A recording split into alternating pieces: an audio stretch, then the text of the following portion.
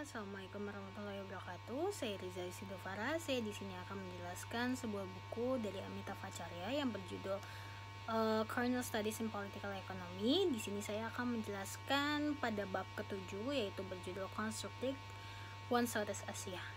Akhir Perang Dingin membawa perubahan mendasar pada hubungan internasional dan identitas regional Asia Tenggara. Citra suatu wilayah yang terbelah telah dipicu oleh konflik ASEAN dan Vietnam yang telah berakhir bersamaan dengan terobosan dalam proses perdamaian Kamboja pada akhir 1980-an. Diplomasi yang kuat di ASEAN sehingga membuat suatu kasus atau konflik Kamboja ini mendapat pengakuan internasional yang sangat amat positif, tetapi juga berkontribusi terhadap kesan Asia Tenggara sebagai wilayah yang mampu memberikan solusi untuk masalah-masalahnya sendiri. Kohesi dan persatuan regional telah didukung oleh berkurangnya perselisihan intramural di ASEAN. Model ASEAN atau ASEAN Way telah disajikan oleh para pemimpin dan komentator baik di dalam maupun di luar kawasan. Sebagai contoh, bagaimana suatu kawasan dapat mengelola masalahnya dan mengembangkan suatu identitas positif dalam hubungan internasional, baik dalam hal interaksi intraregional dan persepsi ekstraregional. Asia Tenggara telah menjadi suatu simbol wilayah yang dinamis dan sebagian besar amat damai. Sejak awal IRF telah ditandai oleh dua fitur luas, inkrementalisme dan kelembagaan lunak. Inkrementalisme yang menyiratkan suatu pendekatan langkah demi langkah untuk kolaborasi keamanan terbukti dari dokumen berjudul Forum Regional ASEAN, makalah konsep yang telah dikembangkan oleh ASEAN pada tahun 1995. Makalah ini membahas 3 tahap kerjasama keamanan, yaitu membangun kepercayaan, diplomasi preventif, dan resolusi konflik. Langkah-langkah awal di pengembangan kepercayaan yang dipilih oleh ARF termasuk pertukaran informasi dan sukarela tentang postur pertahanan, peningkatan dialog tentang masalah keamanan bilateral, pangkalan subregional dan regional, penempaan kontak tingkat tinggi dan pertukaran di antara institusi militer, dan partisipasi anggota RF dalam daftar senjata konvensional PBB. Meskipun terbatas, inisiatif pengembangan kepercayaan ARF merupakan sebuah langkah penting menuju kerjasama keamanan regional yang lebih besar lagi. Prospek diplomasi preventif bagaimana lebih terbatas karena kekhawatiran oleh beberapa anggota, terutama Cina, bahwa itu akan melanggar suatu prinsip non-campur tangan dalam urusan internal negara. Dan pada akhir 2009, lebih dari 1,5 dekade setelah pendiriannya ARF, belum bergerak melalui pembangunan kepercayaan ke peran diplomasi preventif. Dan keterlibatan ASEAN dalam ARF ini telah ditandai oleh sejumlah masalah. Di bawah arahannya, ARF telah mengadopsi suatu pendekatan evolusi dan non-legalistik untuk kerjasama sebuah keamanan.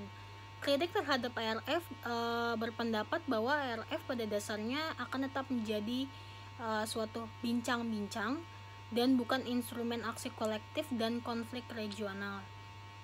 Gaya ASEAN dalam kepemimpinan ARF tidak cocok dengan beberapa anggota Barat yang menginginkan ARF berkembang dengan cepat dan mengadopsi sebuah langkah-langkah yang lebih konkret. Mereka meragukan apakah apa yang disebut Jalan ASEAN atau ASEAN Way adalah sebuah konsultasi dan pembangunan konsensus akan efektifnya dalam konteks Asia Pasifik, yang akhirnya dengan terlibat terlalu dekat dalam kerangka kerjasama regional yang lebih luas, ASEAN mungkin telah mengambil suatu resiko dilusi yang pencariannya sendiri adalah untuk otonomi dan identitas Asia Tenggara.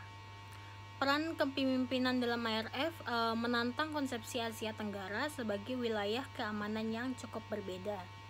Membahas tantangan ke Asia Tenggara telah muncul dari pedalaman dan pelebaran ruang regional yang dikelola oleh ASEAN itu sendiri. Tantangan terhadap konsep regional Asia Tenggara berasal dari lingkungan intraregional dan eksternalnya. Intraregional adalah suatu kemajuan menuju satu Asia Tenggara, dan memiliki implikasi paradoks. Sambil mewujudkan impian mendasar ASEAN ini, ASEAN juga memperluas keragaman politik ekonomi, diplomatik ASEAN, dan kurangnya keakraban anggota baru dengan proses ASEAN mungkin telah mengubah atau telah meruntuhkan rasa identitas regional yang telah dibangun dengan susah payah selama 3 dekade terakhir ini. Secara eksternal, tantangan datang dari interdependensi dan integrasi Asia Tenggara yang lebih dekat dengan wilayah Asia Pasifik yang cukup lebih luas. Yang sangat penting di sini adalah keterlibatan ASEAN dalam Asia lembaga dan multilateral, Pasifik, APEC, dan ARF. Meskipun tantangan yang lebih signifikan ASEAN Plus 3, dasar untuk komunitas Asia Timur, yang akan dibahas pada bab berikutnya, yaitu bab 8, juga disusun pada awal 1990-an. Tetapi ada tantangan lebih lanjut dan lebih serius ke Asia Tenggara pada akhir 1990-an. Kekuatan globalisasi ekonomi sebagaimana dimanifestasikan melalui krisis ekonomi yang telah melanda kawasan ini sejak pertengahan 1997.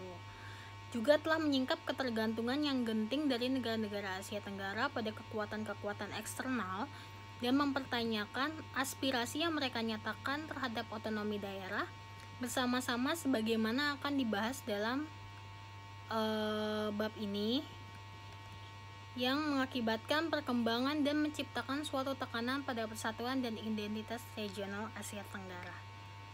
Cukup di sini. Terima kasih. Wassalamualaikum warahmatullahi wabarakatuh.